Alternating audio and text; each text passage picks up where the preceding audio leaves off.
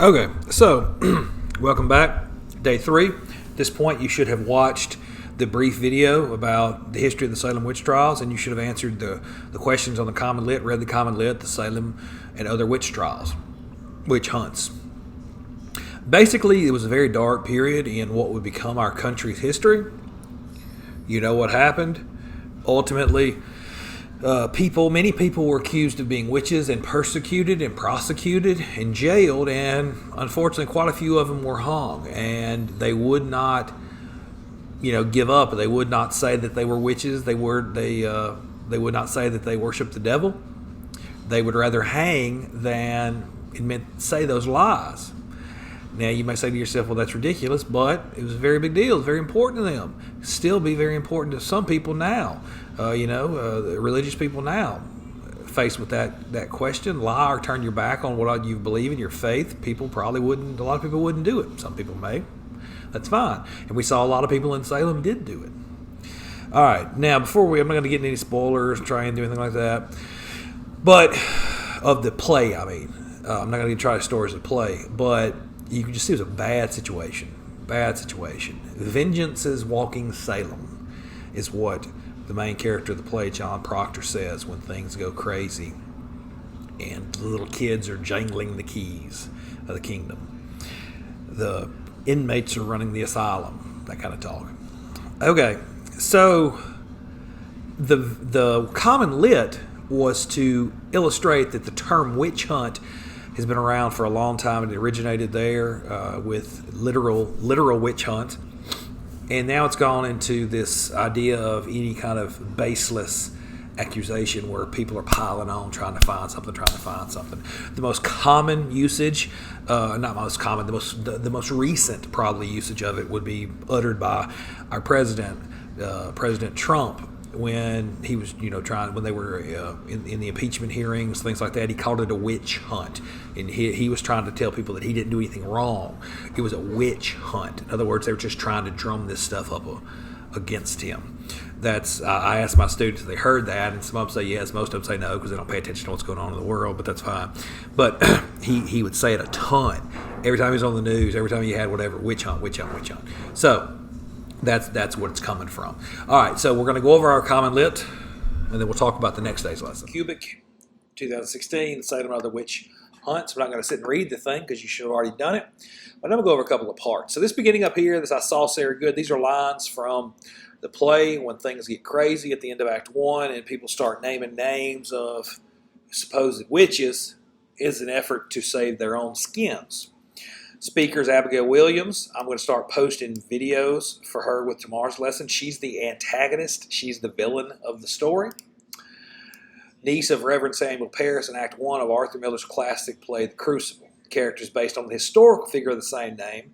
Abigail, along with her cousin Betty, accused citizens of Salem of being witches. The young girls claimed that they were being attacked by these men and women who had made a pact with the devil. The charges by these youngsters spread like wildfire. In the spring of 1692, they launched a terrifying wave of hysteria. The Salem witch trials that followed are the subject of Miller's play, a harrowing example of iniquity and unreason. The tragic proceedings have become synonymous with justice gone mad. In less than a year, over 200 individuals were accused of witchcraft, 20 of whom were executed. Okay. The trials weren't really trials, though. The judges just believed the women. The girls. They just believed them. They didn't think that a child could lie. All right. They used lots of biblical references, truth from the mouth of babes, that kind of thing, that kind of question, and that was it. And so what they would do is they would say, you're up here, and basically it's like, we know you're a witch. There's no doubt you're a witch because they've accused you of it. So if you admit that you're a witch, well, that shows that you want to strive to turn your soul back to the light, back to Christianity, back to Jesus. But if you don't admit you're a witch, we're going to hang you.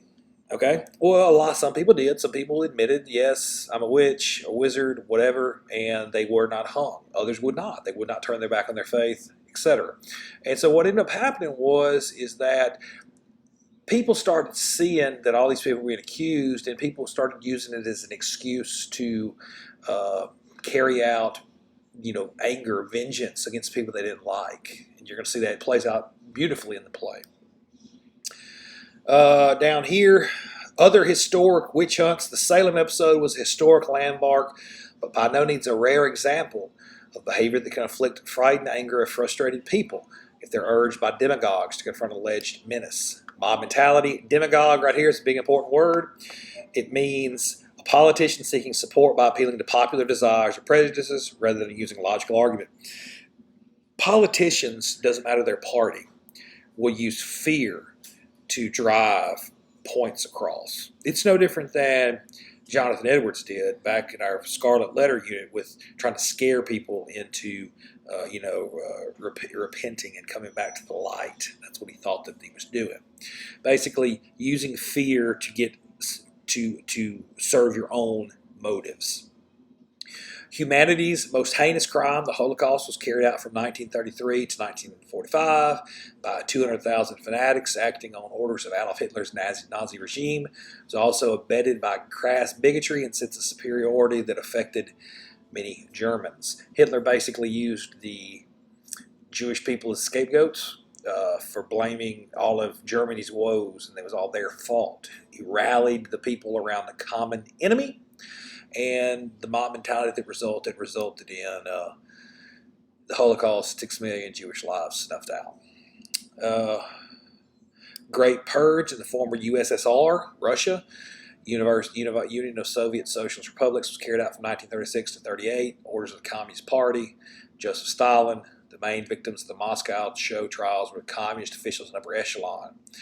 According to declassified Soviet archives, state police detained over 1 million people. 681,000 of them were shot for an average of 1,000 executions a day. In the United States, we've had public scares and mob mentality. When we went to war with the Japanese, any Japanese people that lived in America were rounded up and put into, they weren't concentration camps, they were just detainment camps. The Cold War was an example of mob mentality. Your American history teacher can talk to you a little bit about that. It was a standoff for many years, decades, between us, America, and Russia. And mutually assured destruction was what it was referred to as when we were going to blow each other up, basically, with nuclear war, and it was going to be Armageddon.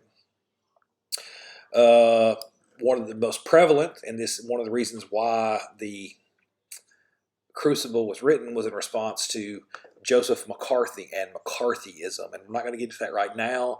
That's more of a lesson for later, but you can read about it, about the Hollywood blacklists. Okay? President Jimmy Carter in 1980 appointed a commission to investigate whether the decision to put Japanese Americans into internment, which means detention, had been justified. The commission found that it was not. 88, President Ronald Reagan signed into law the Civil Liberties Act, which apologized for the internment and authorized payment of $20,000 to each camp survivor. Hollywood blacklist, okay, etc. Now let's go over this. So you can see mob mentality, fear drives. Fear is the most base human emotion.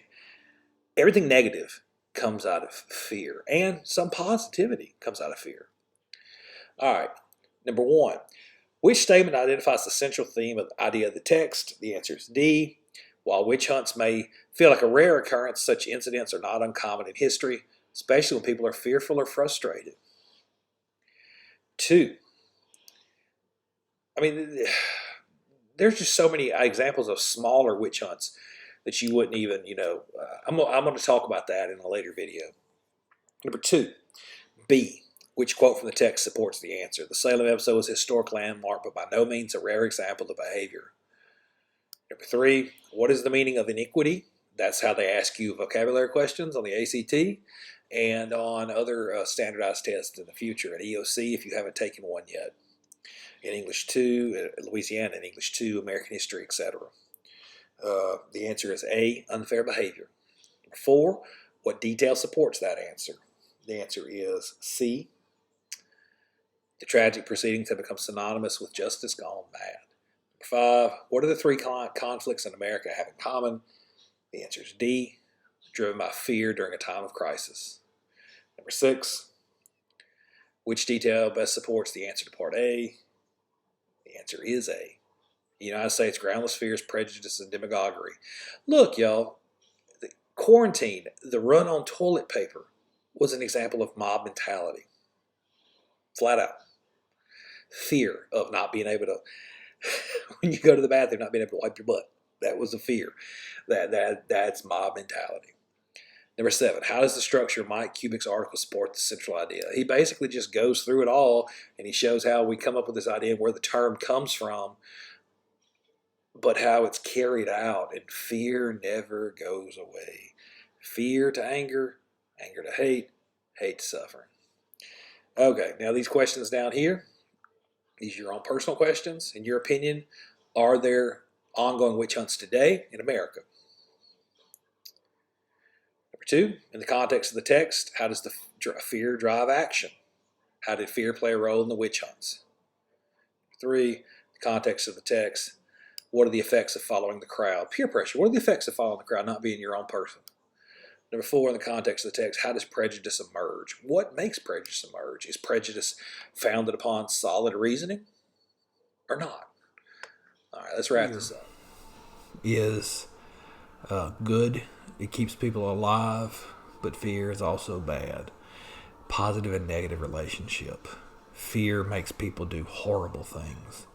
Fear also makes people do wise things. Again, fear is the reason why people couldn't buy toilet paper for a long time. As of this recording, it's still not easy to find toilet paper because of the quarantine and COVID.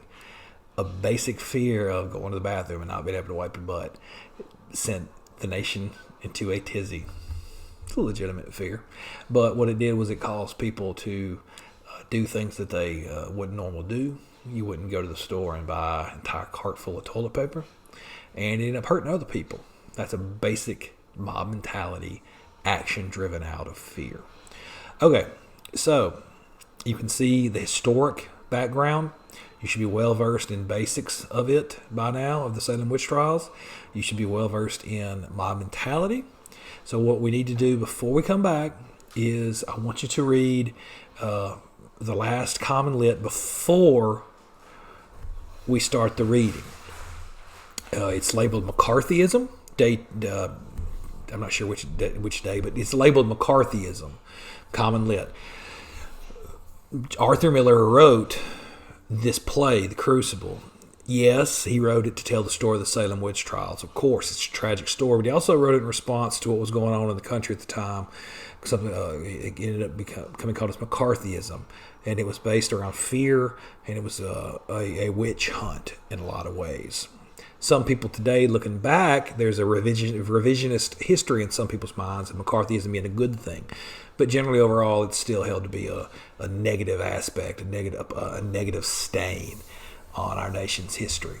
So read that. Also, please try to finish reading Act 1, because when we get back after our McCarthyism lesson tomorrow, we are going to move right into reading. We're gonna the next common lit after that is going to be for after Act 1. Okay, so if you have any questions, always you can shoot me an email, josh.beavers@websterpsb.org. There it is, right there. No, right there.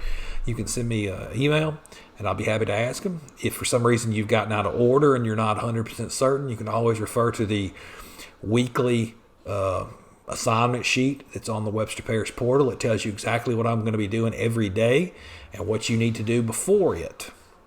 So, if there's nothing else, and I don't think there is, see you later. It's a great day to be a warrior.